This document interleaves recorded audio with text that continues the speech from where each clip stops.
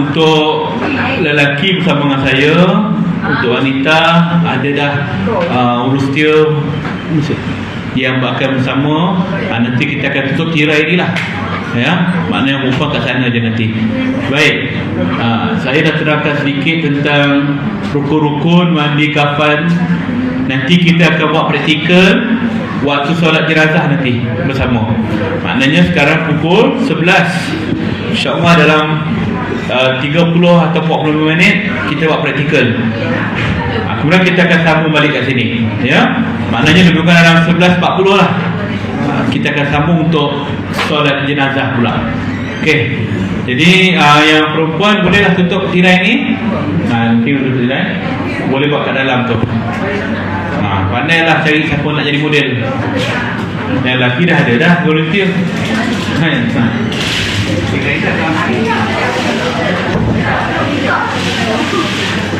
Okey. Baik. InsyaAllah kita akan buat kat mana, bang? Sini. Ni benda ni kacau. Tayangan lagi lah. Tayangan. Kejap lagi tayangan. Buklet. Kitab buklet.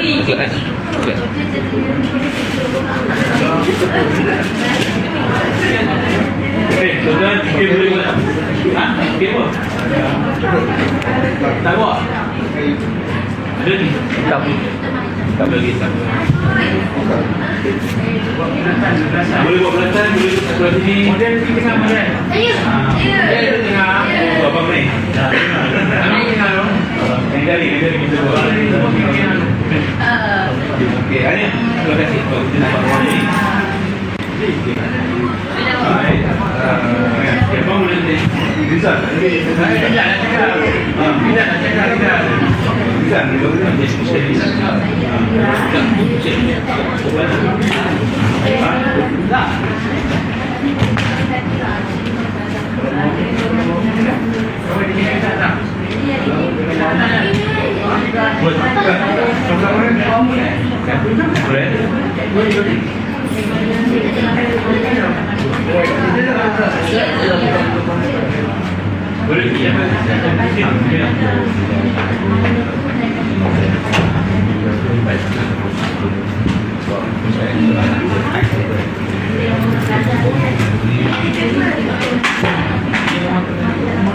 Okey, insyaAllah. Jadi tuan-tuan, kita buat praktikal. Kita tinggal barang-barang dulu. Dalam set yang disediakan, set yang kami sediakan ni, dia ada dua version, coklat dan hitam. Yang hitam kita dah bagi pada muslimat. Yang coklat ni beza dia ialah kain kafannya belum potong. Dalam set ni kita ada kain putih yang belum potong, bidang 60, saiz 13 meter. 13 meter. Tapi yang saya nak perlukan 10 meter ni. Dalam set hitam, dia kain dia dah siap potong. Mana tu bentang dia. Biasanya sikit macam ni, orang lama susah pasal dia nak potong ni, dia cara dia. Tapi kalau orang baru, dia boleh potong ni hilang. Sebab mudah, dia bentang. Okey, dalam set ni kita ada sediakan barang-barang termasuk dalam gunting. So, buat kita dengar. Okey, kita boleh insyaAllah. Okey, siap gunting lah. Tapi dalam set hitam tak ada gunting. Barang-barang semua lengkap. Ada gula, ada apron, ada cendana, barus. Ni kalau siapa yang tak kenal, ini adalah apa ni? Ini telepon cendana. Ya, jangan letak kat dapur. Takut nanti masa nak masak, mak awak tersemua. Yang tak dapat beza. Kalau layang tu dalam cendana, berbuih makan ni. Ni pula apa dia? Bukan garam. Bukan garam jangan malu.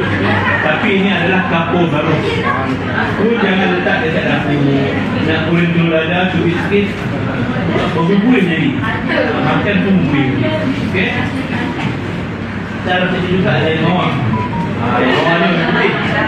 Kadang-kadang nampak macam air macam Banyak. Banyak. Kalau tak letak dia, bahaya. Orang balik-balik, panas-panas dia terus gebuk je. Buku yang belum.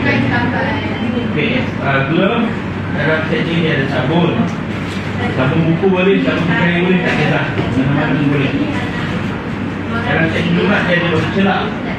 Celak ni sebagai penuh celak. Pakai pada tempat mandi.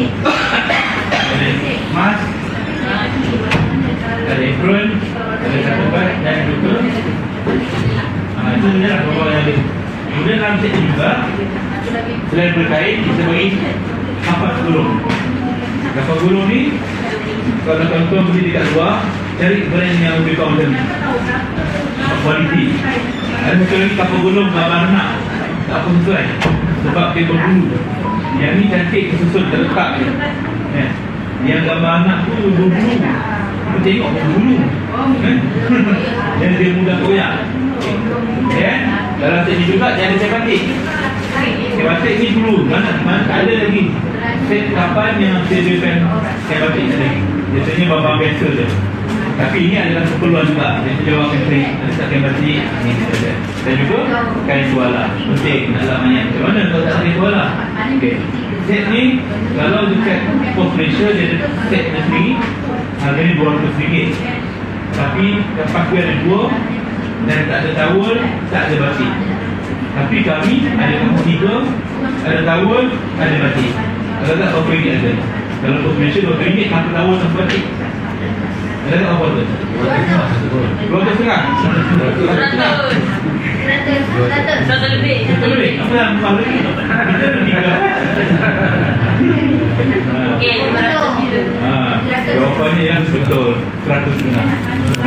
Set yang kami buat ni memang takut, memang untuk orang, ya.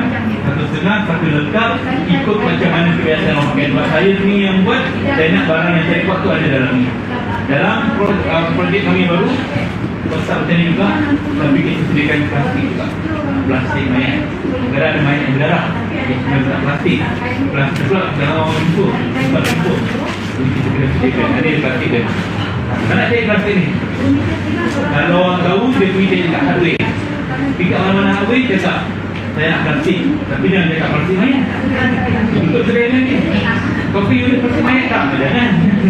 Cakap kat dia, saya nak plastik yang biasa orang buat plastik lantai.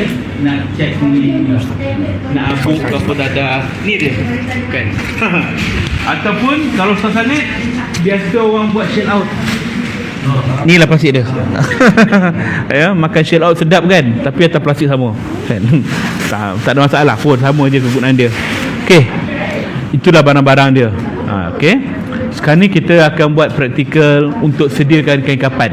Mana-mana prosedur nak uruskan jenazah, sebelum mandikan mayat, sediakan kain kapan dulu.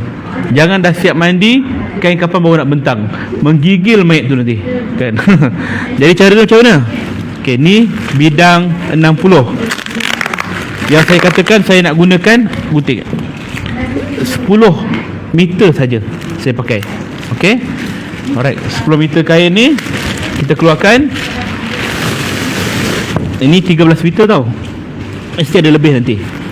Okey, cara pertama ialah kita ada 4 jenis kain aja.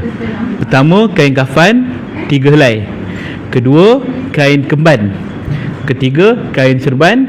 Yang keempat, kain untuk gosok mayat masa nak mandi. Tu je. Ya. Jadi kita nak gunting kain kapan dulu. Okey. Kain kapan ikut saiz mayat. Kalau kaedah orang lama, dia ukur mayat. Mayat tu dah baring daripada kepala sampai kaki, dah dapat ukuran tinggi mayat, dia akan lebihkan plaster. Kenapa nak lebihkan? Nak apa? Ikat atas dengan bawah, bunjut. Kena ada. Gula-gula hack pun ada ujung atas bawah kan, plastik dia. Tu gula-gula. Orang lagi lah kena ada atas bawah. Okey, jadi kita kena lebihkan. Tu kaedah orang lama. Jadi kena ada mayat baru boleh dia gunting kain. Tapi kita standardkan. Jenazah dewasa standard ukurannya 2.5 meter. 2.5 meter. Kenapa nak kena 2.5 meter?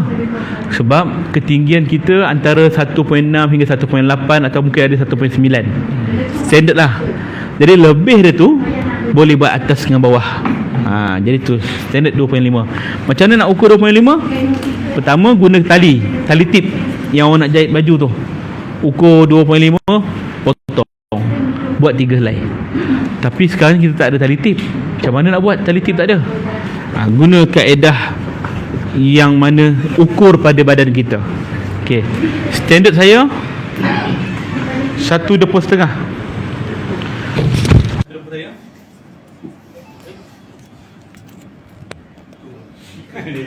Ikut pula dia. Mana kaki? Oh, bagus bar. Standard saya ialah 1 depol setengah saya bersama dengan 2.5 meter. Ni 1 depol saya. Saya pegang hujung dan hujung. Pegang bahagian yang tertutup bukan yang terbuka tu. Ni 1 depol. 1 depol dan setengah. Okey, setengah. Bersamaan 2.5 meter. Ini kerana saya dah ukur siap-siap dah. Jadi mudahlah saya kalau tak bawa tali tip, tak ada isu. Okey, kita gunting. Okey. Kita perlukan kain yang 2.5 meter ni sebanyak 3 helai. Alright. Okey. Ini kain yang pertama. Okey. Baik, siapa nak cuba gunting? Okey, boleh siapa nak cuba? Bagi abang-abang dulu je. Ada? Nanti kita buat. Try untuk potong. Okey bang, mai. Dia sesuai. Okey. First kita tahu saya punya badan 1 depol setengah 2.5 meter. Nak tengok abang punya badan. Okey, cuba satu ukur. Okey, buat 1 depol dulu. Okey, ni 1 depol dia. Okey, kain tu lepaskan. Okey, ambil yang ni kat ujung. Buat tarik sana. Okey, bermaksud saiz abang ni sampai lebih kurang bahu dia. 1 depol sampai bahu dia bersama dengan 2.5 meter. Abang ingat ukuran dia. Maka buat kat sini. Okey. Alright, ini tips saya lah. Tips saya untuk memudahkan bahagian yang tertutup. Ini terbuka ni, tutup. Okey. 1 depol. Alright. Okey. Sampai mana tadi? Bahu. Kat bahu lagi. Bahu kanan. Okey. Ini mana tadi? Sini kan? Okey, boleh tu. Alright, betul lah. Tu lalu dah tu. Okey, dah. Lipat. Maka dia akan dapat ukuran yang sama lebih kurang macam ukuran saya, 2.5 meter. Okey, lipat 2. Okey, abang gunting. Tengok kepakaran dia. Biasa ke tidak gunting-gunting kat rumah ni? Kan? Gunting mahal lah. Gunting mahal ni. Tapi kita tak bagi gunting mahal lah. Kita bagi gunting biasa, standard. Okey. Tajam kan? Dapat gunting yang tumpul. Okey, dah dapat dah. Seorang lagi, sahabat try.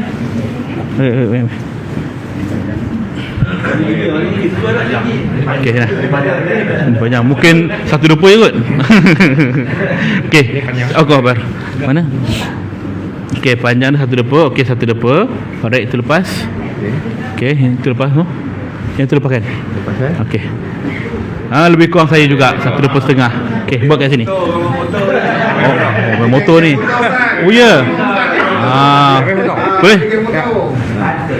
Geng motor okey lah. Tinggal belakang saya. Okey, 1 depol, alright. Setengah ini tinggal belakang saya Okey, lipat. Dahsyat tu. Dia takut resist, dia tak boleh join. Okey. Alright. 2.5 meter kali 3 berapa meter? 7.5 meter. So saya kata nak 10 meter saja. Okey.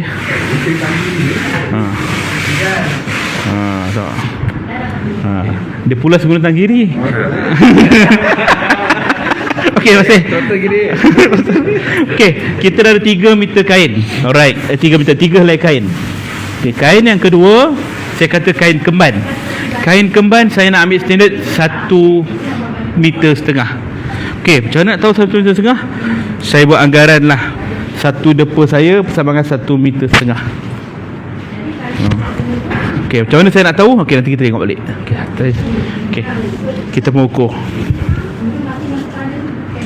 Alright. Penting. 1,5 meter. Tinggi saya 1.78. Okey, 1.78. Ni 1.5 saya letak dasar. Nampak tak? Lebih kurang saja. 1.5, 1.78 saya. Maka ini untuk kemban. Kenapa kemban? Sebab dia nak tutup lepas mandi, nak tutup dia antara ni, bahu ni sampai kaki. Nak angkat bawa ke tempat kafan. Mana kaki dia kena lebih tak? Ha? Kaki lebih tak? Tak perlu. Lebih. Sama je, sama tinggi. Apa tinggi je? Ni sampai kat muka macam ni lah.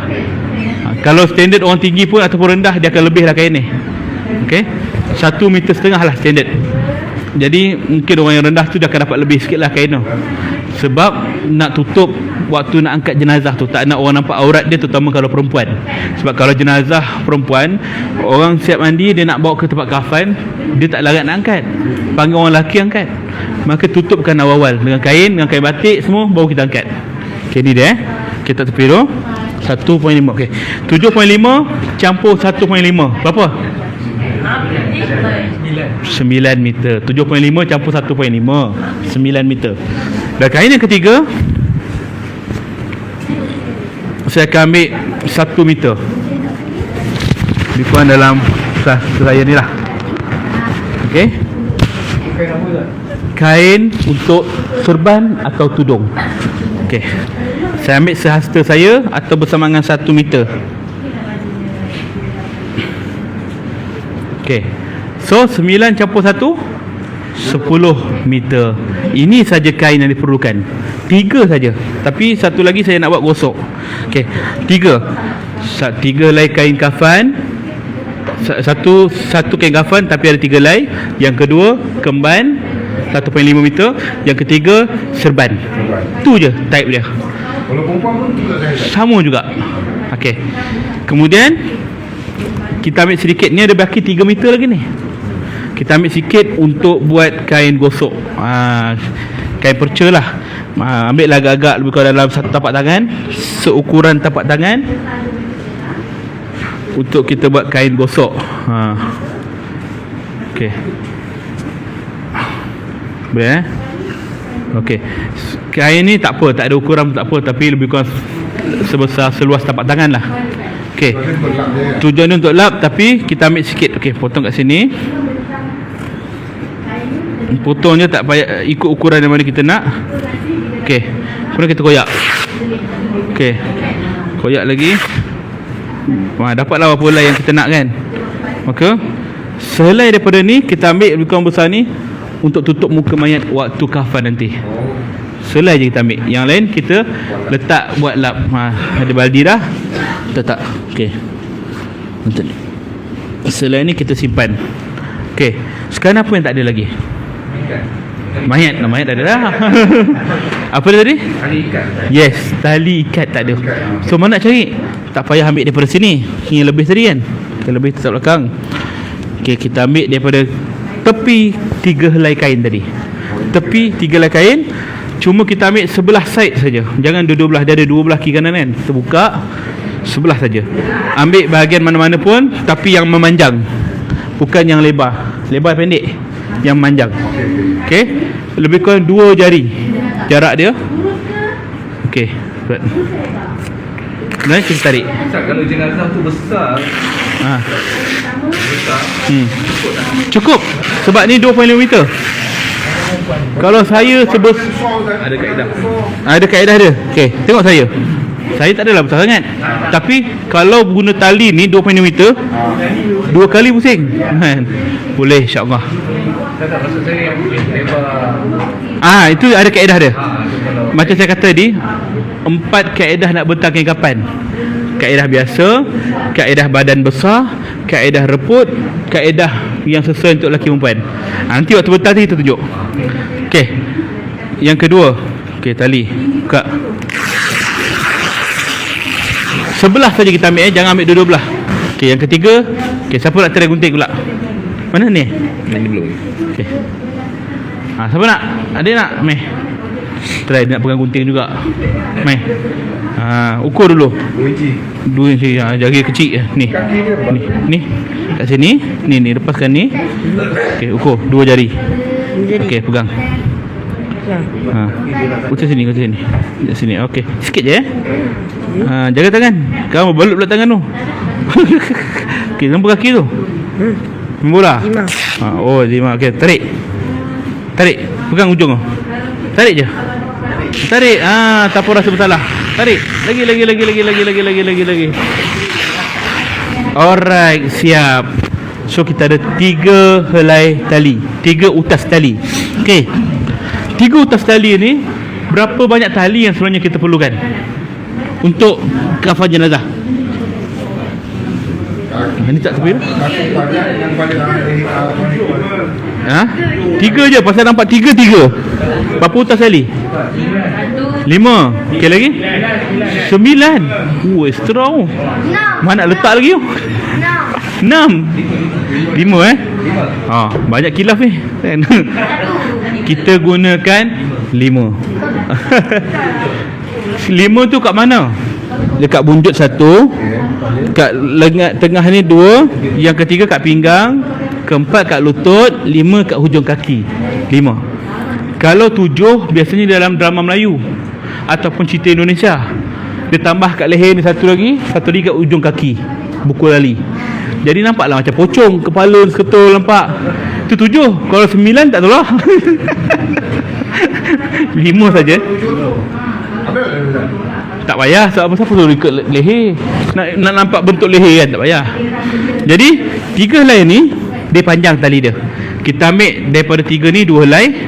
2 utas tali ni lebih kurang sehasta. Kita potong kan dia. Yang pendek ni lah kita gunakan untuk bunjut atas dan bawah. Ni yang pendek.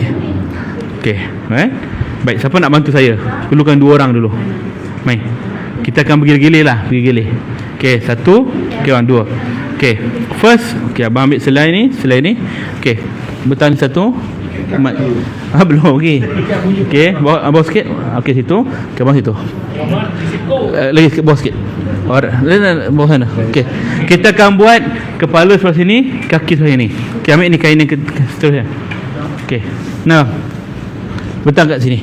Tu kepala, ini tangan. Atas sikit. Okey, tangan. Okey. Okey, betul. Okey, ni tengah-tengah ni pinggang dia, tu lutut. Okey, dah ada 5 utas tali. Okey. Ini standard. Kepala, tangan, pinggang, lutut, hujung kaki. Baik. Memang tak habis lagi. Belum lagi. Nak bentang kain pula. Pertama saya nak tunjuk kaedah basic. Okey. Okey, abang ambil ni kain ni, pegang ujung-ujung. Okey, buka kain tu. Okey.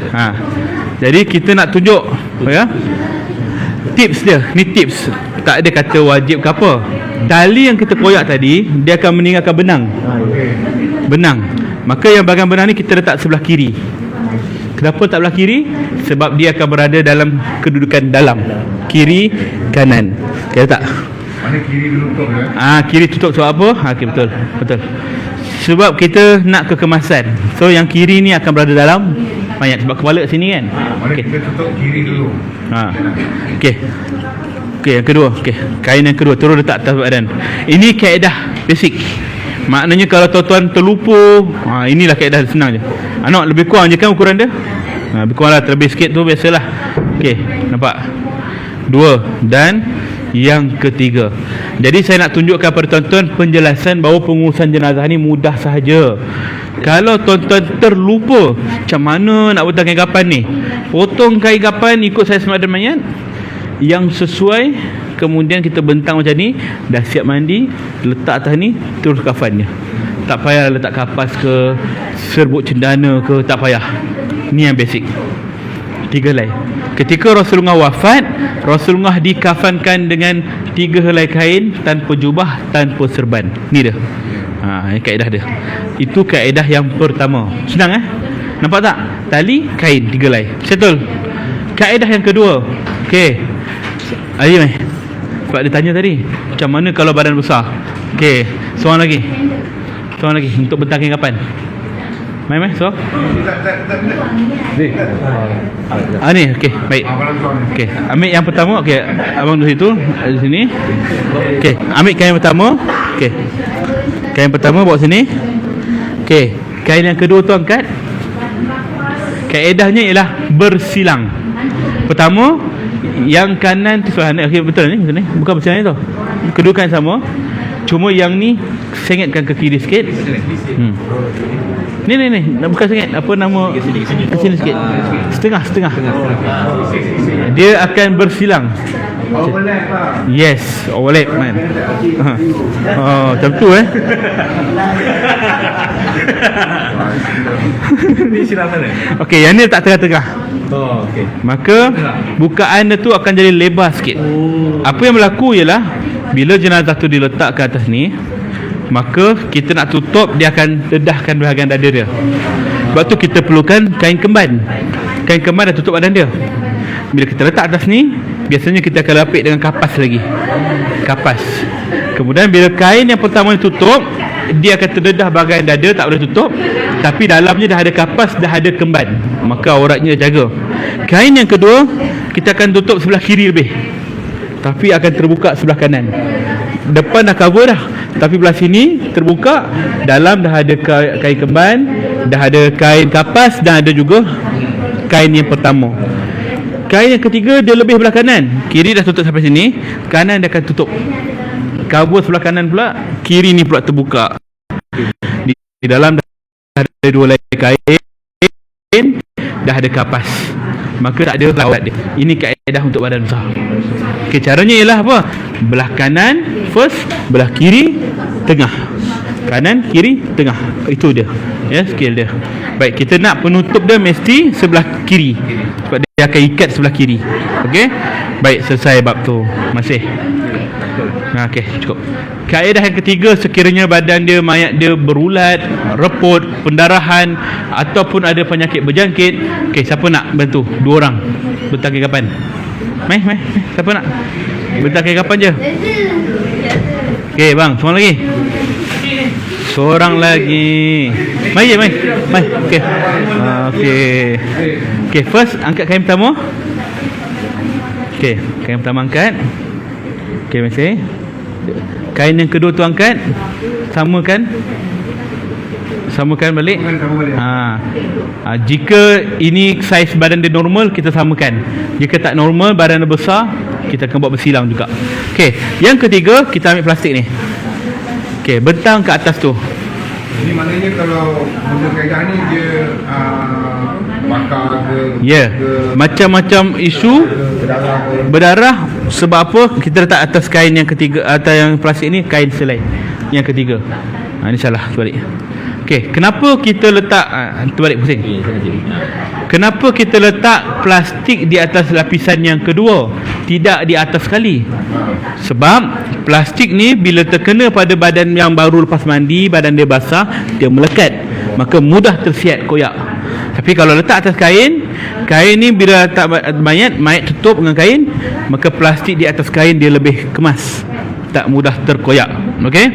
Jadi plastik ni diperlukan sekiranya badannya satu badan reput, penuh plastik, ataupun penyakit HIV, AIDS, TB, Ebola dan sebagainya, COVID pun ini penuh. Tapi sekiranya dia dalam hal yang sikit je, dia meninggal sakit jantung, postmortem, bedah kat kepala, bedah kat jantung, maka plastik yang kita letak ialah daripada kepala sampai pinggang cukup. Sekiranya dia ada luka dekat bahagian punggung, back sole sebabkan dia bedridden, dia duduk kat katil lama, dia bengkak, maka di antara pinggang sehingga lutut letak plastik. Jika kakinya luka, sama ada kena cacah air ke, ataupun gaut ke apa ke, kecil manis ke, daripada pinggang sampai kaki, ikut keadaan mayat, keperluan dia. Baik, bila kita kapan, dia akan tutup sekali dengan plastik tadi. Ni kaedah yang ketiga. Alright, clear? Okey. Baik, masih. Kaedah yang keempat pula, yang ni tuan-tuan perempuan boleh apply kat mana-mana jenazah pun, ya, lelaki atau perempuan. Saya akan buat sendiri. Caranya ialah, okey, plastik tutup. Kain yang dua helai dibentang macam biasa. Dah siap? Yang ketiga ni kita buat baju. Okey. Cara nak buat baju ialah kita lipat dua. Okey, dah lipat dua. Kita lipat lagi dua dalam. Maka ada 4 lipatan sini. Bucu yang tertutup ni kita gunting. Sama ada bentuk V ke U ke, terpulang. Okey, ambil. Dia akan terbuka jadi begini. Maka tak muat lagi kepala dia. Tak muat. Kita ambil collar kat tengah dia. Sikit je kita gunting. Jadi ikut keluasan kepala dia. Tak muat lagi, koyak lagi. Maka jadilah collar. Okey, ataupun lebih dikenali sebagai baju Melayu Johor. Apa orang panggil apa? Teluk belanga kan. Ni dia kan. Jangan letak butang je. Cabut ke apa? Bateri habis. Oh, mana? Okey, baik. Alright. Macam mana nak letak dia? Okey, kita akan letak di atas kain yang ketiga. Tapi kita akan letak kapas dulu. First, ni kapas dah buka dah. Okey, kita akan bentang kapas dalam bentuk T. Okey, tak perlu banyak sangat. Kepalanya jangan kita buat kat ujung kain, lebih kurang jarak satu tapak tangan. Okey, sehinggalah bahagian kepala. Okey, itu bahagian kepala. Okey, jangan bahagian ujung sangat, sebab ujung tu nak buat bunjut. Okey, selesai. Memanjang ke bawah pula. Okey, kita akan buat memanjang ke bawah. Okey, tarik atas sikit. Okey, terus sampai pinggang pun cukup dah. Okey, maknanya kita potong macam tu saja. Dah siap. Kalau badan dia besar, buatlah double. Kalau kita nak buat kapas sampai bawah pun tak ada masalah. Ikut pada kita lah. Okey, kemudian kita ambil serbuk cendana dan kapur barus. Taburkan secukup rasa dekat atas ni. Taburlah. Tabur ikut style kita kan. Ikutlah, satu kain ni kita boleh buat. Kalau yang ni jangan habis semualah. Kalau ada banyak ni je, kita guna separuh untuk mandi, separuh untuk kafan. Jangan guna semua. Kalau ada banyak, ikut kita lah. Okey, dah tabur semua, dah clear. Wangi. Dia ada bau wangi. Dua wangi. Tapi saya tak tabur sekarang, kesian dia. Dia jadi model. Boleh bang? Oh, saya tak boleh masuk rumah ni. Okey, kain yang ketiga ni kita akan buka dia. Okey, nampak bahagian yang kita buat collar tu, letakkan di sebelah atas.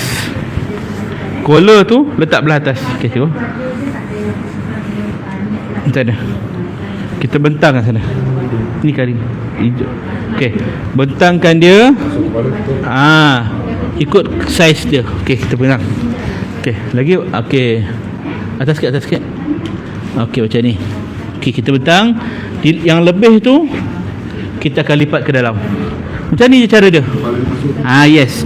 Bila kita letak jenazah nanti, kain ni akan tutup belah atas. Jadi baju. Ya, jadi baju. Tak payahlah nak buat collar, nak buat tali ke lengan ke, tak perlu dah.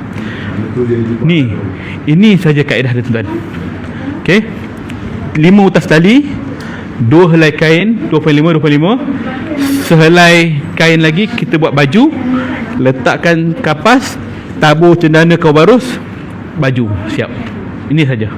Okey, setakat ni clear Boleh Baik, sekarang ni kain kapan dah siap. Tak perasan?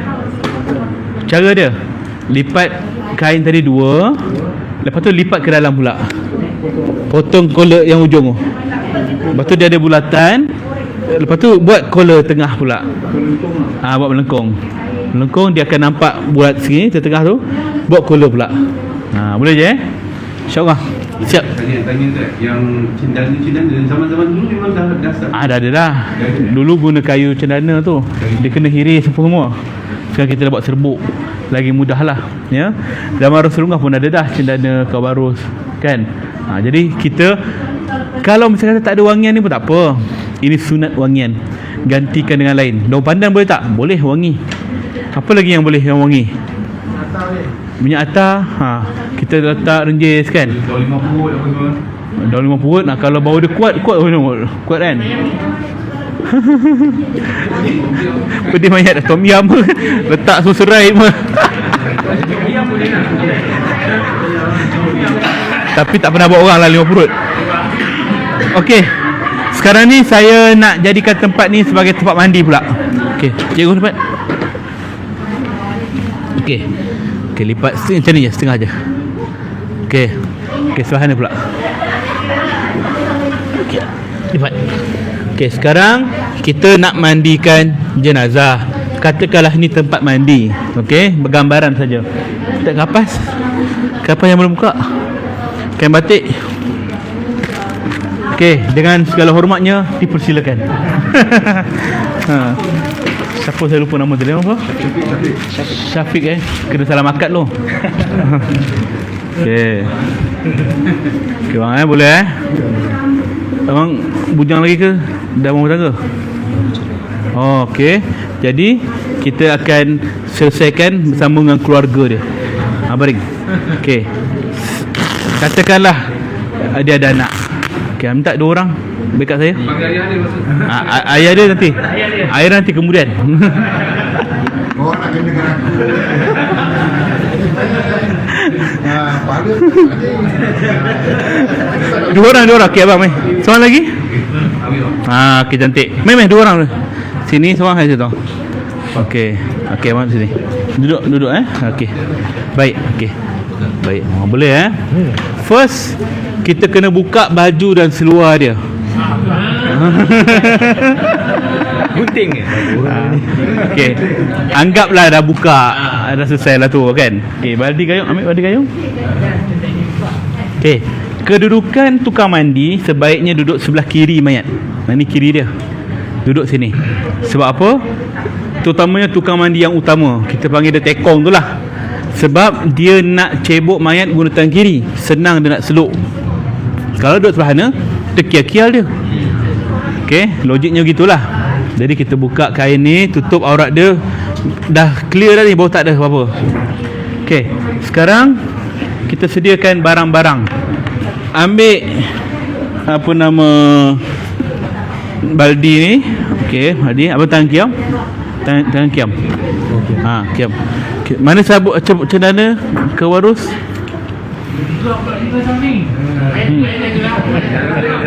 Okey, baik. Kita campurkan semua bahan-bahan. Kalau kaedah orang lama, dia guna banyak baldi. Satu baldi air cendana, satu kapur barus, satu air mawar, air bidara, teh ais, banyak sangat. Jadi bila terlalu banyak air, mandi mayat pun lama sangat. Jadi kita guna kaedah yang mudah sajalah. Campur semua bahan-bahan dalam satu baldi yang sama. Campurkan cendana secukup rasa, kapur barus secukup rasa. Mana air mawar saya? Air mawar mana? Kotak air mawar. Kalau ada air bidara, kalau ada air apa-apa je lah yang wangi, campurkan saja. Tuangkan sampai penuh. Kemudian kita pun kacaulah air tadi sehingga naik bau, warna dan rasa. Kita panggil naik apa? TO? Air pasti. Air 9. Ya, air 9. Mana boleh tahu? Kursi dia diam. Kenapa orang panggil air 9? Tak ada, baru 3 tadi. Kali ke 9. Bukan.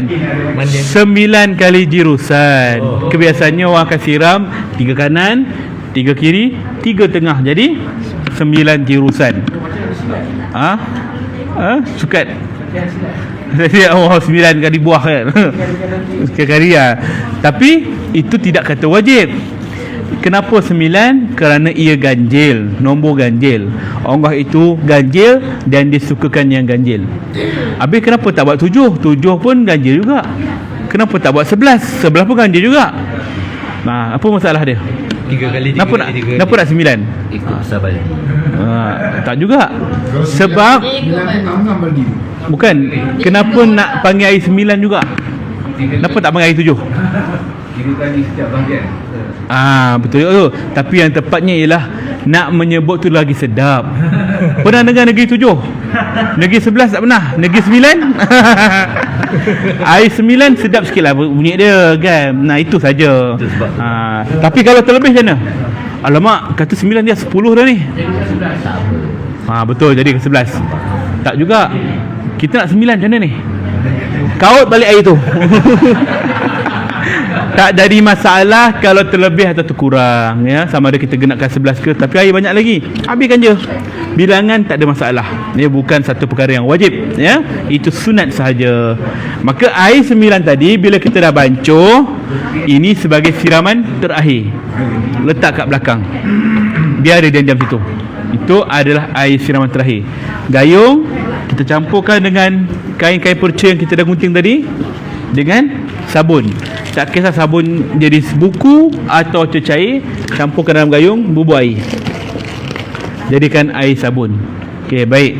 Tukar mandi pakai glove. Pakai glove, apron untuk jaga diri dia. Sekarang dia nak mandikan jenazah.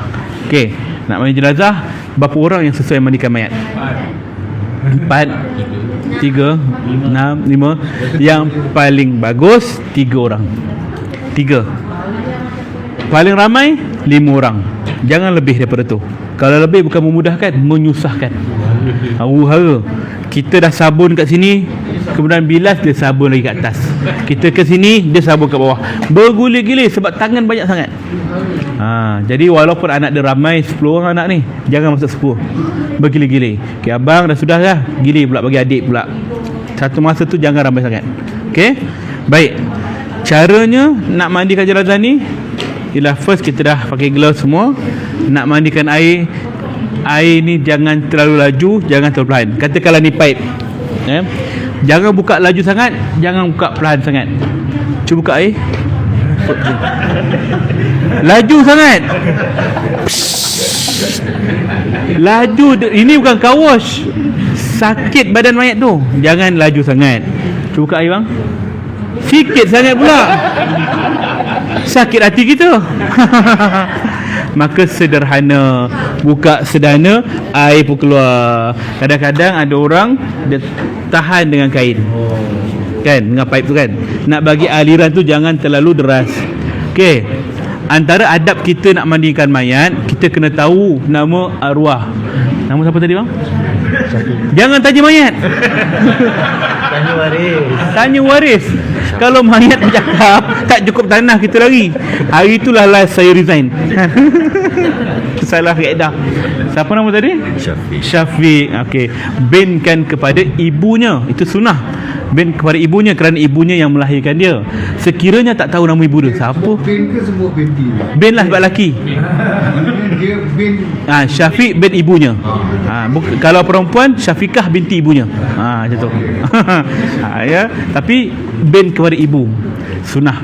Okey, tapi sekiranya tak tahu nama ibunya, bin kepada Hawa, isteri Nabi Adam salam, ibu kita. Ya. Tapi sekiranya nak bin kepada ayah boleh tak? Boleh, tak ada masalah, ya. Baik. Boleh kan, ya? Boleh, bin kepada ayah boleh. Tak sebut pun tak apa, tu sunat dia. Okey. Kita nak mandikan ni mulai pada atas ke tengah ke bawah? Bawah terus. Antara adabnya ialah daripada atas. Okey. Boleh tak daripada bawah? Boleh. Tengah? Boleh. Belakang? Boleh. Ikutlah mana pun. Tapi yang adabnya atas. Okey. Nak lalukan air. Okey. Niat macam mana? Lintasan hati je. Sahaja aku mandikan mayat ini kerana Allah Ta'ala. Simple. Okey. Tak perlu. Okey. Lalukan air, buka air. Dan jangan sekali-kali masukkan air ke lubang hidung dia. Sop. Keluar sini. Masuk sini. Kena. Ada orang begitu, kan?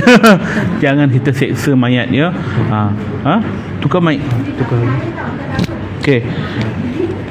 Jangan kita seksa mayat. Walaupun memang keluar air tu kat sini, cuba kalau kita buat pada orang hidup. Berkicap kita ke tumbuk dia. Ya, jangan seksa dia, Okay, lalukan air kat semua badan dia semua, kita ratakan. Tak payahlah kita kuku dia ni banyak tak kuku. Ambil lah lidi, korek, tak payah. Lalukan air ke tempat yang boleh capai je. Celah ketiak dia semua, kita lalukan air semua, kita lalukan sampailah kaki dia, celah kaki semua. Dah, lalukan air je. Kemudian bagi waris dia. Nah, bang, gosok badan dia. Nah, gosok kaki dia. Kita pun ambil. Kenapa guna kain putih? Sebab kain putih ni lebih mudah nak kesan kalau ada najis. Okey, kita buka kaki dia, buka sikit bang. Jangan risau bang, tak buat betul-betul. Don't try this at home. Kita balut kaki tangan dia begini. Tak apa, tangan kita begini. Ambil air sabun sikit. Okey, abang gosok-gosok badan macam biasa. Kita pun buatlah cebok dia. Besar. Urut bahagian perut belah kiri. Sebab belah kiri ni lah kantung najis dia. Tu belum lagi. Kita urut, kita korek bahagian depan dan belakang dia, tapi korek tu jangan terlalu dalam. Cukup dalam seruas ni, kan, jari ni. Sekadarnya. Okey, untuk buang najis-najis yang ada kat tepi tu. Macam mana nak tahu? Tengok pada kain ni. Oh, ada najis lagi. Jangan buang kain ni. Basuhlah. Tembak air sampai dah clear, ambil air sabun lagi, kita buat lagi. Kita bersihkan sehingga tak nampak lagi najis. Hilanglah segala-galanya, bau, warna dan rasa. Bau ada ke tak? Janganlah cium. Agak-agak lah. Warna boleh nampak lagi, rasa nak jilat. Rasa macam tu lah kan. Okey, dah clear semua. Persoalan, boleh tak tukang mandi tengok aurat dia? Tak boleh Boleh. Tukar persoalan balik. Boleh tak Tok Mudim tengok aurat orang? Tok Mudim nak tengok orang? Boleh? Tok Mudim nak tengok aurat orang boleh tak? Hukumnya haram, tak boleh. Teman-teman lah Tok Mudim tiba-tiba nampak orang, kau dah sunat belum tengok? Tak boleh lah. Walaupun Tok Mudim, tapi time sunat kena tengok. Tak tengok berangkat kau sedang. Jadi nak kata, kan potong habis kan, nak kata bahawa tengok pada waktu keperluan sahaja. Tok Muda boleh tengok waktu nak sunat, doktor boleh merawat pesakit, auratnya boleh tengok waktu keperluan. Tukang mandi pun boleh tengok aurat si mati atas keperluan. Nak tengok ada lagi tak najis, tengok jap. Oh, ada sikit lagi, boleh kita bersihkan. Tak boleh, berdosa. Tu tak boleh, kena faham ya. Okey, kita dah bersihkan depan belakang, kita bilas balik air. Bilas balik air sabun tadi.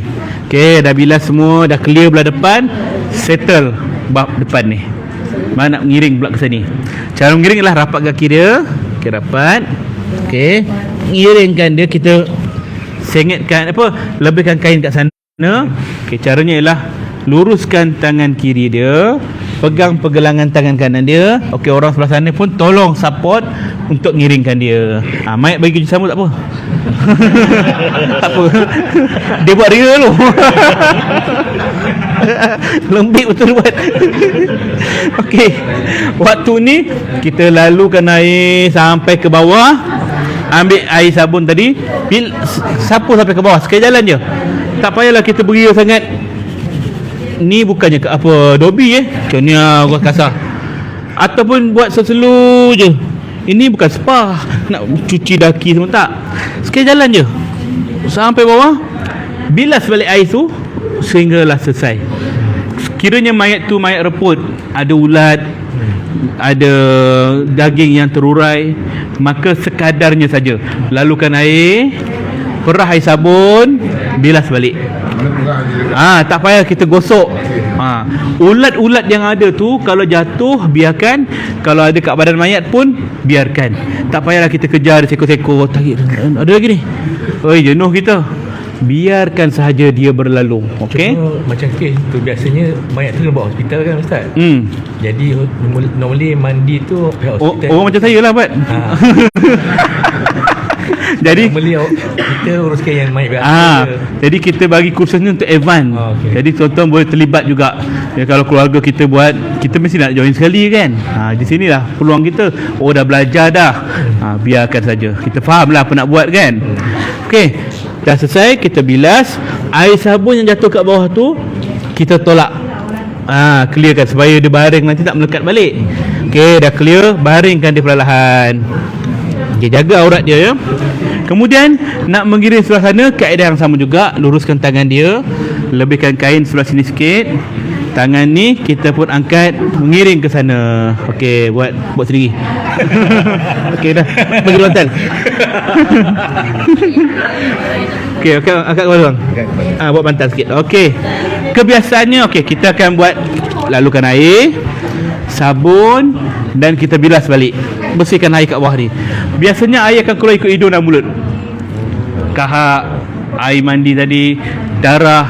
Maka apa perlu kita buat? Jangan masukkan air ke hidung Lalu kat tepi dia. Tepi macam ni. Korek sikit bahagian hidung dia, korek sikit bahagian mulut dia, bersihkan clear-clear semua daripada tepi je. Habis lendir-lendir semua dah hilang, barulah kita baringkan dia balik. Okey. Macam tu je mandi mayat. Okey, sifir dia mudah je. Ratakan air, sabun, bilas. Pusing sana, rata air, sabun, bilas. Pusing sini, rata air, sabun, bilas. Settle. Habis dah yang wajib. Dia belajar kali Ustaz, tapi bila tak praktik itu mudah je. Belah dia punya tempat apa? Dalam seluar kita kena elok tak? Kena sulut lah. Dengan sabun dia tu. Semua kita boleh semua celak. kecuali kalau tempat yang susah kita nak buat. Contohnya badan dia besar, pelipat pura je 18 pura dia kedingin. Kita nak selak satu jenuh, lalukan air kawasan yang boleh capai je. Ya, tak katakan wajib semua sampai caca lapar semua. Susah. Dia sendiri pun tak pernah buka pura tu kan. Lipat pura dia besar ya. Dia syarat dia mudah je kita fikir. Kalau kita tahu mandi wajib, maka tahulah mandi jenazah. Mandi wajib macam mana? Ratakan air, seluruh badan. Begitulah pada jenazah. Selesai part ini, kalau kita nak terus ambil wuduk pun boleh. Mana part ni? Okay. Kalau wuduk ni nak buat ujung pun boleh, sebelum pun boleh. Ambil wuduk. Sahaja kau wudukkan jenazah ini kerana Allah Ta'ala. Wuduk kat muka dia, terus muka lah. Tak payah kita nak buat yang sunat. Macam mana nak masukkan air kat mulut dia? Keluarkan balik kan. Tak boleh kan. Buat yang wajib je kat muka. Kemudian kita pegang lah, kena lalukan air, kita kena ratakan air dia ke kiri, kat kepala dia. Ambil sunat telinga kanan, telinga kiri. Kemudian kita sapu kat belah kanan, belah kiri kaki. Selesai. Kemudian panggillah waris-waris dia untuk air yang kita terakhir, air 9 tadi. Okey, air 9 tadi kita pun ambil. Tak kisah berapa banyak pun, selagi ada air gunalah. Okey, kat muka ni sekali cukup lah. Kita ratakan air, selawat lah orang Nabi Muhammad. Okey, kemudian kita buatlah. Jangan kita seorang je buat, bagi peluang pada waris-waris dia. Nah bang, okey, buat. Katakanlah ni anak sulung, anak bongsu kan. Okey, buat. Bang, ambil ni dulu. Dah ada lah. Dia nak berlakon macam tu. Lalu ke bawah. Ke bawah terus kan. Okey, bagi chain kat orang lain pula. Okey, waris dia dah habis pelajaran dah, dia akan celup. Tapi kita dah habis dah. Okey, kini kan. Okey, buat. Selagi ada air kita gunakan. Okey, time ni lah panggil waris-waris kat luar. Mana mak dia? Mana kakak dia? Mana isteri dia? Panggil time tu kita panggil. Bagi peluang. Okey. Dan sekiranya air tu dah habis, biasanya ujung-ujung tu ada serbuk sedap-sedap dia tu. Kalau kita nak tuang, bolehlah bilas balik. Takkan nak biar melekat macam tu je. Okey. Dah siap mandi mayat, itu sahaja. Okey, ada persoalan bab mandi? Tak ada. Sekarang kita nak nak lap badan dia. Towel. Okey. Towel ni kita akan tutup badan mayat. Kita tutup, jaga aurat dia. Okey. Tutup badan dia. Okey, betul, jaga aurat dia. Kemudian tarik. Okey, tarik bang. Tarik. Jangan tarik sekali dengan kain towel ni sebab kita nak jaga aurat dia. Okey. Lap. Okey. Kain ni kita tak tepi dulu. Lap semua bahagian depan dia semua. Okey, ambil towel lain kalau ada, lap. Kemudian ambil sehelai kain lagi. Kain batik ni kalau boleh ada 2 helai lah. Tapi set ni ada sehelai yang kita bagi. Okey. Ambil yang kering. Tutup badan dia. Kemudian keluarkan balik kain towel tadi. Jaga aurat dia. Okey, kemudian kita lap macam biasa. Lap kat rambut dia semua, lap kat muka dia semua, sampai kaki kita lap. Mengiring pula. Okey, mengiring cara yang sama. Lebihkan kain kat sana. Ambil tangan kanan dia tu, pegang. Iring kat sini. Okey, jaga. Lap belakang dia. Tu. Ni. Okey, lap sampai bawah. Kemudian air kat bawah tu ada, kita lap juga air kat bawah tu supaya tak melekat balik pada badan mayat. Okey. Kalau mayat ni badan dia reput ataupun kulit dia rapuh, jangan gosok, tacap je. Okey. Kemudian baringkan dia balik. Kemudian kita dah pukul 12 dah. Kata nak 11.40. Tak apa, kita lajak sikit. Okey, ambil balik kain ni, ngiring kat sana pula. Kaedah yang sama. Okey, ngiringkan dia, menyesal aku jadi mayat. Digolak-golik balik macam tu je kan. Okey, kita lap dia. Lap semua sampai kering semua. Waktu ni kita perhatikan kau ada luka ke, ada najis keluar. Okey, biasanya kalau orang dialisis darah akan keluar daripada sini. Maka kita buat apa? Ambil kapas, tahan dia. Okey, biar je. Okey, kemudian ambil kain kemban. Kain kemban yang kita potong 1.5 meter tadi, berlurus bang. Kita bengkok je. Boleh baring Okey, tahan jap. Kita dah lap belakang dia ni. Ambil kain kemban tadi, bukakan kain kemban tu, gulung separuh. Macam ni. Letakkan di belakang dia. Okey, letak belakang dia. Kemudian kita baringkan dia balik. Okey, baring. Ambil kapas tu. Orang sebelah sana tarik keluar kapas kain kat belakang tu. Okey, ambil kain tu. Alright, dah siap. Okey. Berapa banyak ni? Dah menjadi jela dah banyak. Okey, baik. Dah siap. Kemudian kita pun tutuplah dia. Kalau jenazah perempuan, dia akan tutuplah segala aurat ni. Okey, sekarang ni kita nak angkat pun mudah. Guna kain kemban ni untuk angkat jenazah. Okey, saya perlukan bukan dalam 8 orang lah untuk angkat dia. Badan dia agak tegap sikit. Minta 4 orang. Angkat. Okey, 4 orang kat sini. Okey, tambah lagi 2 orang kat sini pula. Okey, cara nak angkat ialah okey. Adik kat kepala. Gulung. Okey, gulung. Cara nak angkat ialah gulung. Okey, Ana. Angkat. Okey, sekejap ya. Okey, abang tepikan buku tu. Kita nak bagi tarik dekat sana. Buka laluan sikit. Okey, nak letak dekat sana. Okey. Support kepala dia. Seorang lagi tengah. Kepala dia kat sini. Okey.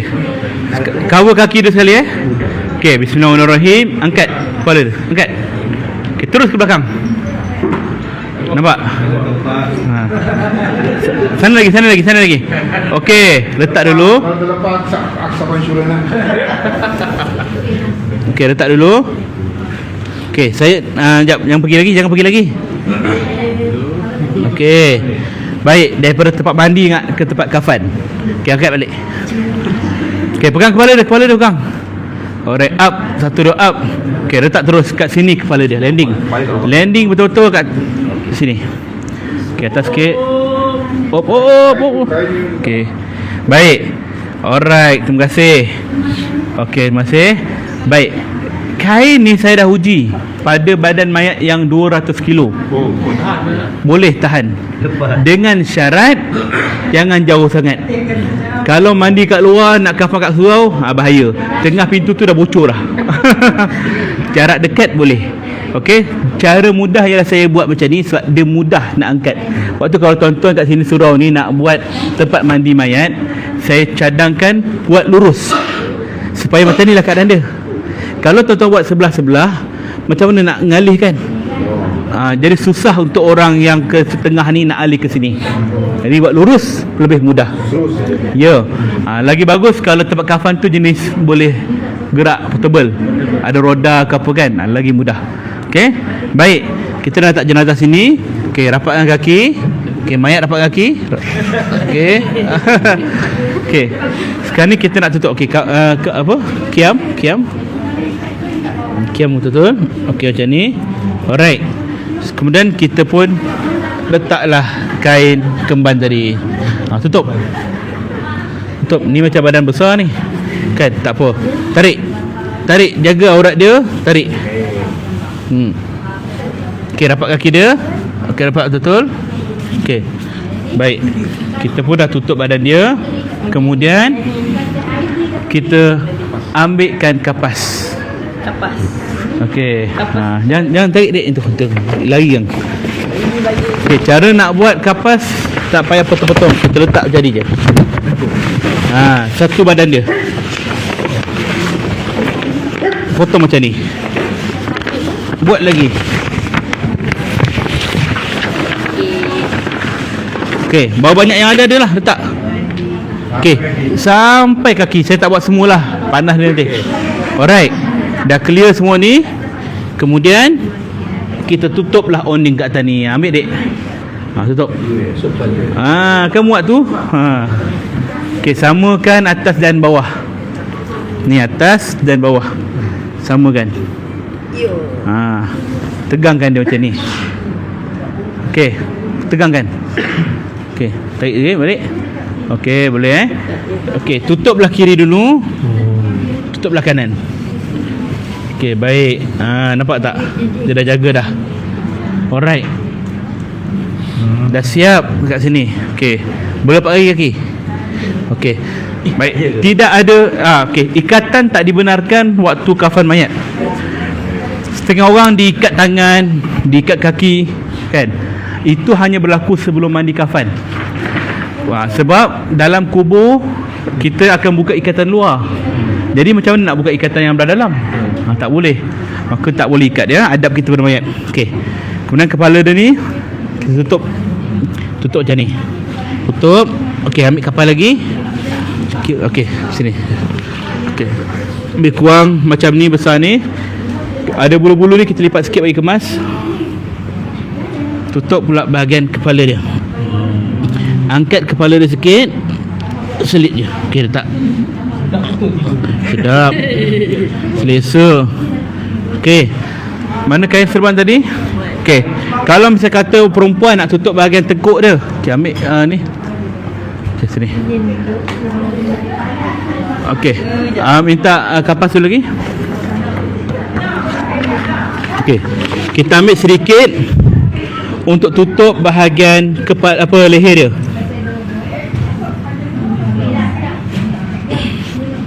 Nampak tak? Kain serban tadi yang kita buat 1 meter, kita potong 2. Tajam ni, jangan main. Nah. Okey. Koyakkan 2. Okey, sebahagian kita lipatkan sedikit. 1, 2, 3. Cukup. Nak bagi kemas, letakkan di sini sampai ke bahu dia. Ni nak bagi anggaran lah ni. Bahu dia. Selitkan tangan kita bawah telinga dia. Angkat sikit kepala dia. Selitkan. Kalau rambut dia panjang pun selit je bawah ni. Nampak? Kan dah kemas tu. Nampak handsome tu. Berseri-seri wajah arwah ni. Sebahagian yang lain pula, ataupun separuh daripada ni, kita lipat kecil-kecil. Lipat lagi sehinggalah panjang begini. Maka tak perlu kita buat ikatan pocong. Kita guna gini je. Kalau mulut terbuka, tutupkan. Selit saja ke tepi ni. Selit saja. Okey, sakit tak, Ang? Tak sakit, dia selesa. Alright. Di atas ni kalau kita nak letak kabarus, tendana, apa lagi pun boleh. Okey, ambil kain yang tutup muka tadi. Selai saya ada hasingan tadi. Mana? Okey. Okey, ambil kapas. Kebiasaannya orang akan letakkan kapas kat muka mayat. Tapi bila dia letakkan kapas kat muka mayat terus, kapas ni akan melekat kat muka mayat. Maka jangan letak terus. Letakkan di atas kain. Buat kemas sikit. Macam ni. Okey. Baik. Jadi tutup muka dia. Maka bila dia nak tengok, buka kain je ni. Di sinilah kita panggil waris dia tadi. Mai bang. Anak sulung tadi kan? Anak orang sungguh duduk kat sini. Okey, time ni kita pakaikan minyak wangi ke celak ke apa boleh, tak ada masalah. Okey, nangis. Jom. Boleh, tapi dia hidup lagi. Letakkan kapas kat hidung dia. Boleh cium. Kalau bersin kan. Boleh? Dua. Anak bongsu mai sini. Bapaknya mana? Bapaknya rakamnya. Boleh kita. Biasanya dia akan menangis, dia akan ronta-ronta. Itu biasa. Sabar ya, tercium sini. Dia sedih ni kan. Akan muncul 2-3 watak. Jangan kenai mata. Maka dalam hal itu kita kata kenapa? Kalau kenai mata seksa badan mayat ni kan. Betul ke air mata tu menyiksa mayat? Sebab air mata dia panas sikit. Panas sikit. Macam Jawapannya tidak. Air mata kalau kita kumpul satu gayung, kumpul adik-adik semua air mata, okey, curah kat muka dia ni, tak ada masalah. Air mata tidak pernah dikatakan mengazab mayat, ya. Yang Nabi larang ialah meratap. Jangan kamu meratap mayat. Walaupun tak cium dia, tapi kita mengamuk kat luar, tumbuk dinding surau. Kenapa ya Allah kau tarik dia, ya Allah kenapa? Datang imam, sabar. Dia tumbuk pula imam, diam. Maknanya dia tak sabar. Itu yang meratap menyeksa mayat. Tak boleh. Jadi apa perlu kita buat? Kalau air mata tu tidak menyeksa mayat, tak apalah. Tak apa, menangis, package dengan ingus, tonyo, meninggalkan bahan bukti kat muka dia. Maka orang belakang pun nak cium juga. Orang belakang tengok buka muka ni, tak apalah imam, saya reda kan? Maka air mata tidak menyakiti mayat, dia menyakiti orang belakang. Kesimpulannya ialah laplah air mata bukan kerana menyiksa mayat, tapi sebagai adab kita pada mayat, supaya adab pada mayat. Lap, cium, kalau tumpah kat muka mayat, lap segera. Orang belakang pun nak tengok dia. Okey? Baik, dah clear dah, semua dah tengok dah. Okey, kita pun tutup. Okey, tapi kalau ni mayat bukan sebenar, bukalah muka dia kan. Okey. Dah. Ustaz, bukan ahli keluarga boleh cium ke? Wah, boleh selagi dia tak ada masalah. Kalau kawan-kawan boleh. Tapi kalau tu ni bekas girlfriend dia, tak boleh lah. Okey. Baik. Okey, orang jaga ujung, pegang kain yang pertama. Okey, tutup. Okey, sabar dulu. Tutup ni, rapat dengan kaki dia. Ni, cuba tarik ni. Ni tunggu dulu. Yang ni cuba tarik. Selitkan. Okay, selitkan tepi tu. Okey, yang bahagian ujung abang cuba buat ni, bunjut. Bunjut. Okey. Kain yang kedua. Okey. Ni sebab tak tutup habis sebab muka dia. Kalau tidak dia boleh tutup habis. Macam mana? Van tak ada. Usung lah. Okey. Ini tips tambahan. Apa tak ada? Van jenazah tak ada. Okey. Tengok ini tips tambahan. Kalau macam kata kaki dia tu macam susah nak ikat ni, yang ni pula lebih kain. Macam mana nak buat? Okey, duduk atas ni. Duduk. Okey, tahan. Abang duduk lah. Duduk tengah ni. Tahan tahan. Okey, bijak. Okey. Kaki tahan di situ. Okey. Saya akan tarik. Abang jangan tarik Kepala. Nampak? Boleh adjust macam tu. Mayat tak sakit. Sakit tak bang? Tak. Saya test pada orang hidup lah, dia tak sakit. Kalau dia tak sakit, orang mati pun tak sakit lah. Okay, cuba abang tarik pula. Dia senang je. Okay, tahan. Nanti bercakap ustaz melompat kan. Melompat. Okay, tarik kuat. Kuat tarik. Tarik. Kuat bang. Lagi bang. Lagi. Okey, nampak tak? Best kan? Best tak?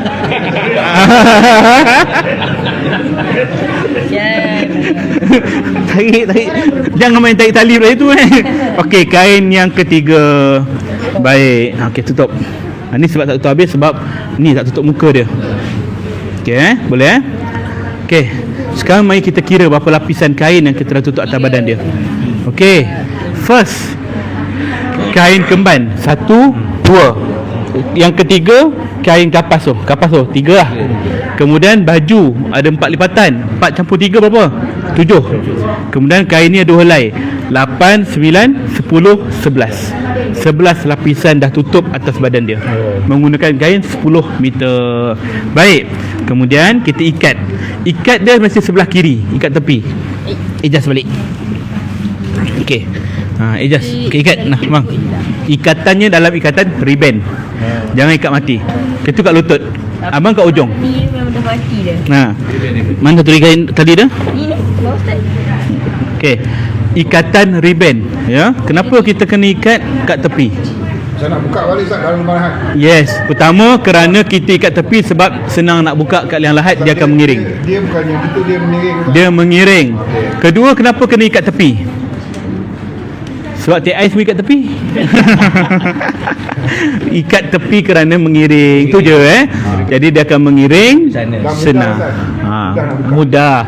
Sebab tu jangan ikat mati, ikat riben. Kalau kita ikat mati, 3 orang yang turunkan dalam tanah tu, dia akan menyumpah kita. Cilaka siapa lah ikat mati kan.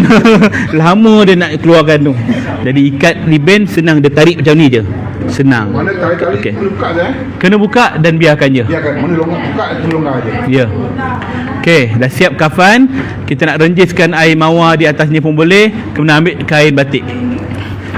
Okey, sunnah di atas kain kafan, bentangkan kain batik. Ini sunnah tasjiyah nama dia. Okey. Okey, tutup. Okey, selit-selit tepi. Nah, tenaga pula lagi nak claim kat waris. Dah siap. Beginilah keadaan mayat di dalam. Dah siap ni kafan kan.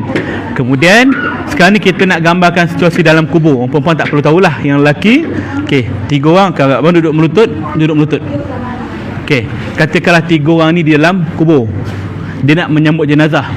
Posisinya ialah menghadap kiblat, kerana kiblat. Okey, 3 orang ni dia nak sambut dengan kedudukan tangan kanan bawah, kiri atas. Kan? Tangan kiri bawah, tangan kanan, tangan kiri atas. Kiri atas kan ni? Tangan kiri atas. Macam ni. Yes. Kenapa? Dia akan sambut, dia akan mengiringkan dia, memudahkan dia. Okey, orang atas kita lepaskan kain batik ni dulu. Kemudian kita paskan mayat kepada orang bawah. Okey, buat tangan kanan bawah, kiri atas. Macam tu. Okey, miringkan terus. Miring. Okey, mayat tolong bagi sama mayat. Okey, boleh. Tepi. Boleh bang Boleh Okey, buka tali dia. Longgarkan tali dia. Okey. Sekali bawah semua. Okey, orang yang bahagian kepala, dia buka, longgarkan bahagian kepala ni, kemudian buka bahagian muka. Dia kena selak, nampak muka dia seketul gini. Kemudian cuba rapatkan ke dinding tanah sekiranya boleh. Sekiranya tak boleh, minta orang atas tolong kepalkan tanah, letak kat hidung dia, kemudian tutup macam ni. Tutup macam ni je. Okey, kemudian kepalkan tanah bulat-bulat untuk disandarkan dekat belakang dia supaya dia tidak terbaring. Okey, dah kukuh dah badan dia, takkan terbaring, barulah 3 orang ni naik ke atas. Okey, baringkan dia balik sian dia. Lepas tu yang kita lapik papan. Okey, baik. Situasi kubur kat Malaysia ni ada 3 je. Satu lahat tengah, papan lahat tengah. Satu lahat tepi, dia bentuk L, tepi. Satu lagi keranda. Okey, dalam situasi lahat tengah dan keranda, tanah pertama yang kita turunkan, dia akan berbunyi pada papan lahat. Biasanya orang akan lapik tikar. Tadangan tikar ke, daun ke, apa ke. Tujuannya untuk mengelakkan tanah tadi berbunyi. Sebab pendengaran arwah telah kembali. Adab kita pada mayat, maka jaga.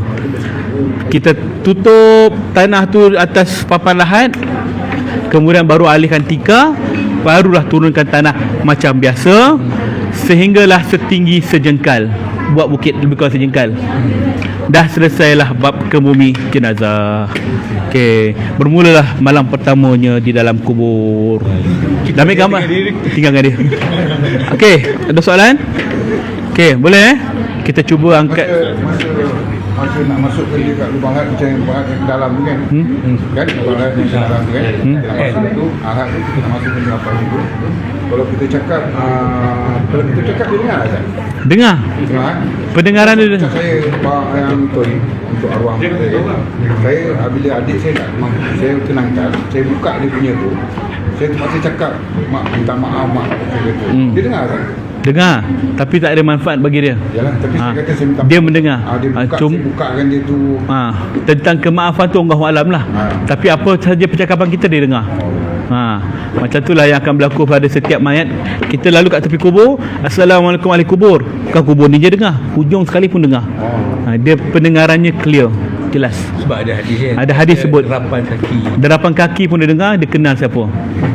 Okey, boleh lepas ke bang? Lepaskanlah dia sian dia. Sekarang kita cerita pasal ni.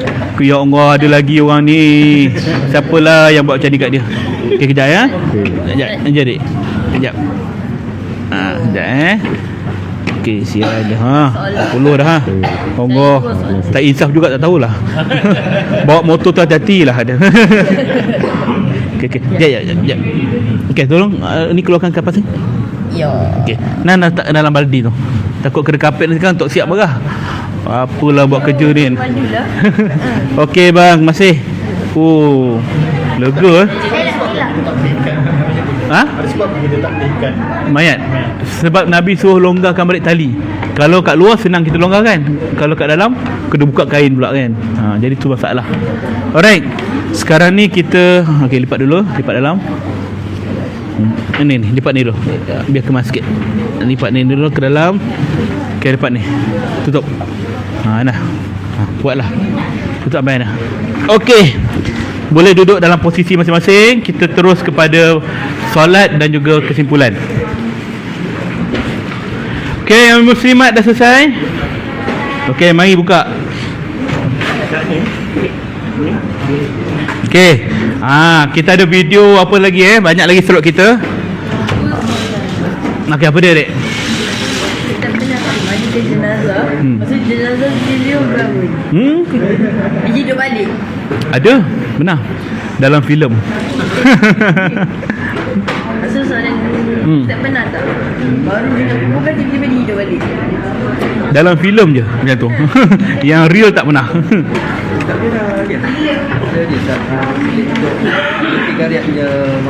Okey, belum habis lagi. Mungkin dalam 12 40 boleh. Okey. Baik. Sekarang kita nak kepada conclusion. Tapi sebelum conclusion, kesimpulan, saya nak terangkan tentang solat jenazah. Okey. Tadi saya bersama dengan peserta lelaki dah sampai ke peringkat yang lahat.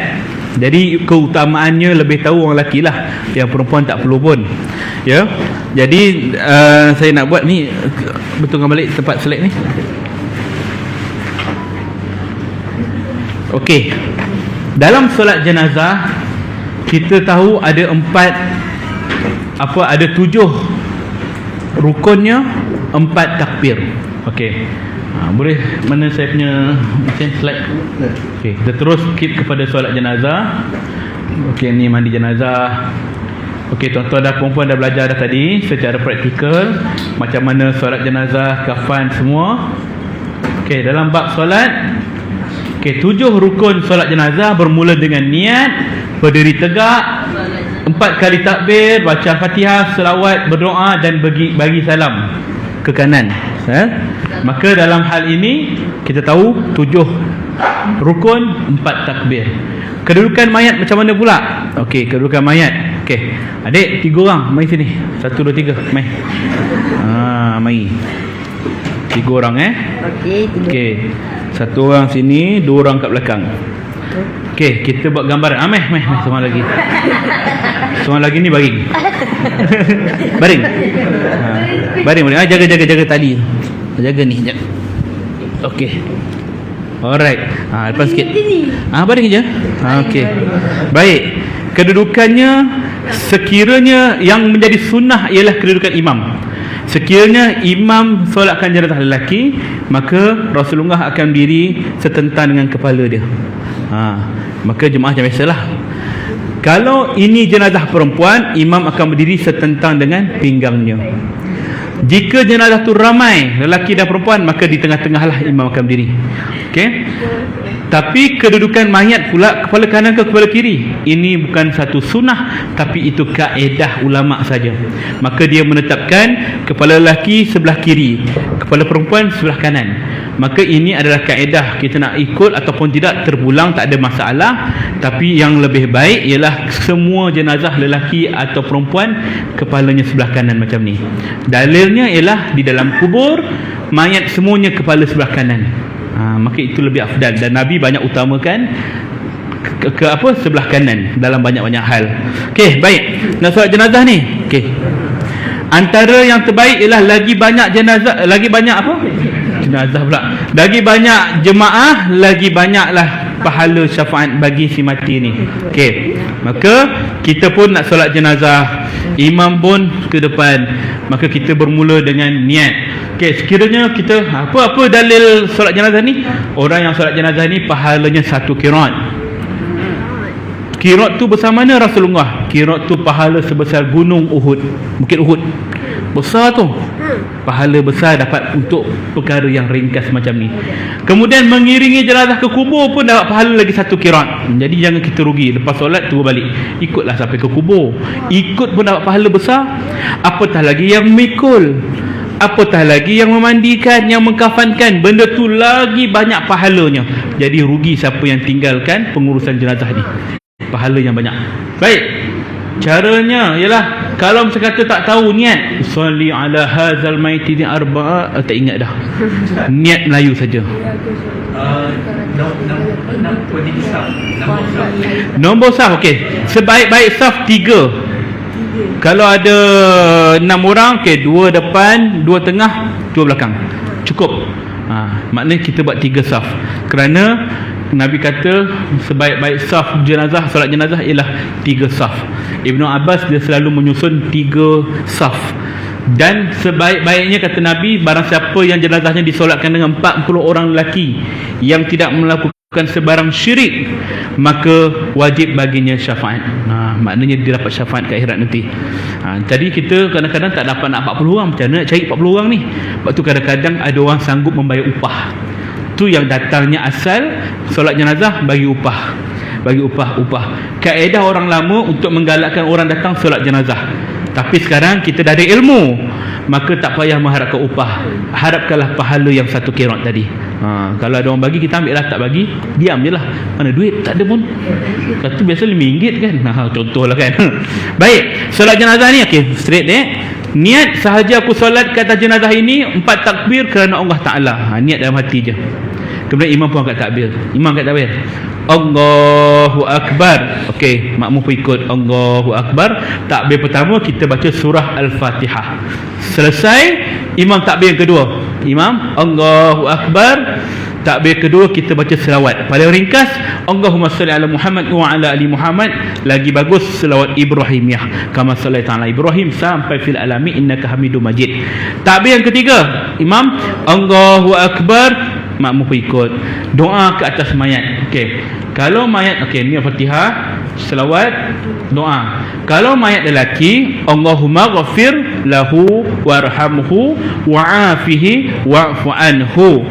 Kalau jenazah perempuan, tukar Allahumma ghafir laha warhamha wa'afiha wa'fu anha.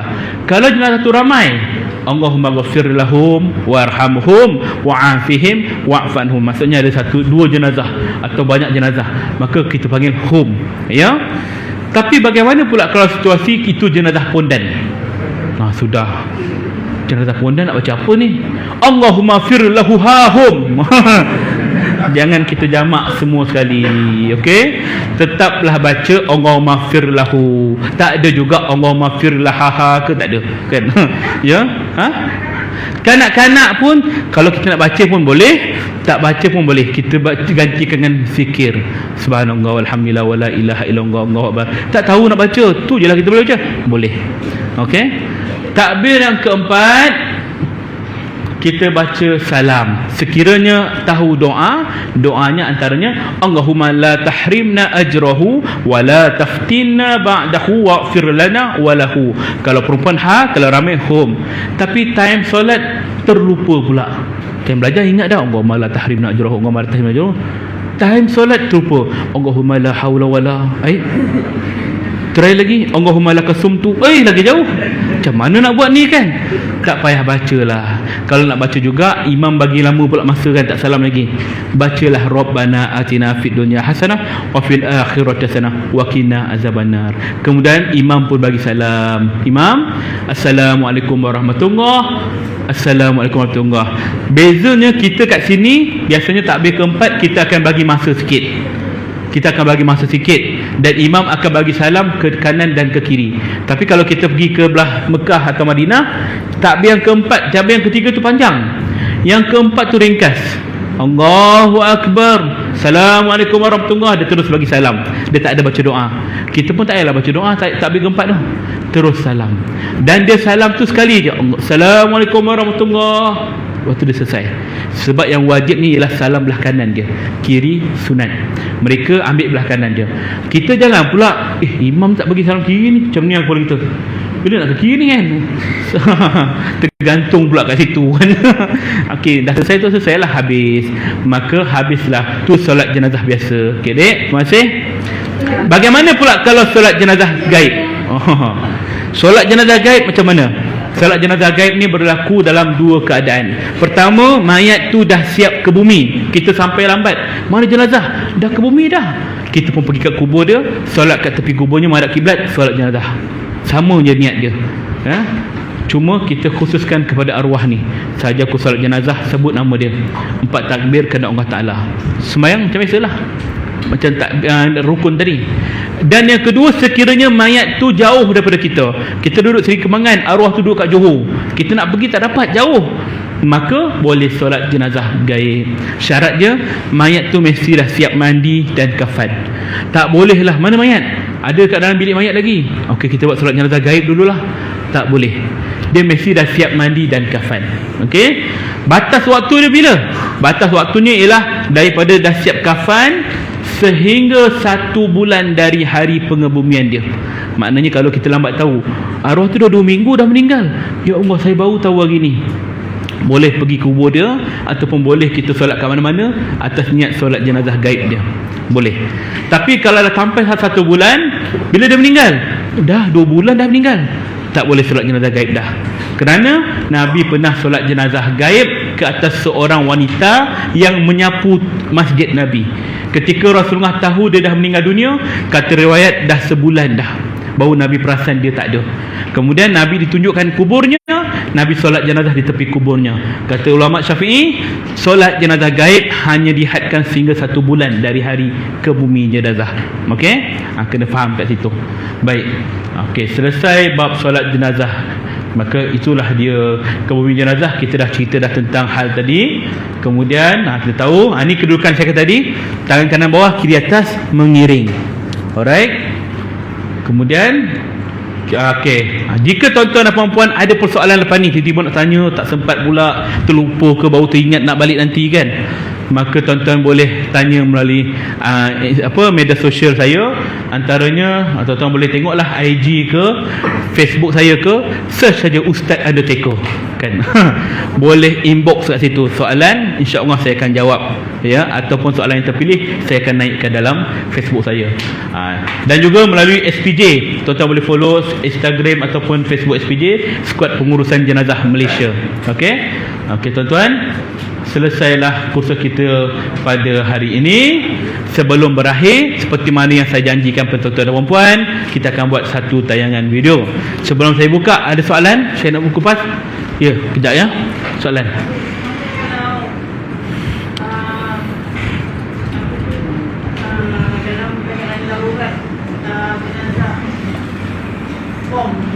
Bom berkecai. Dia syahid. Kata dia ikut syahid.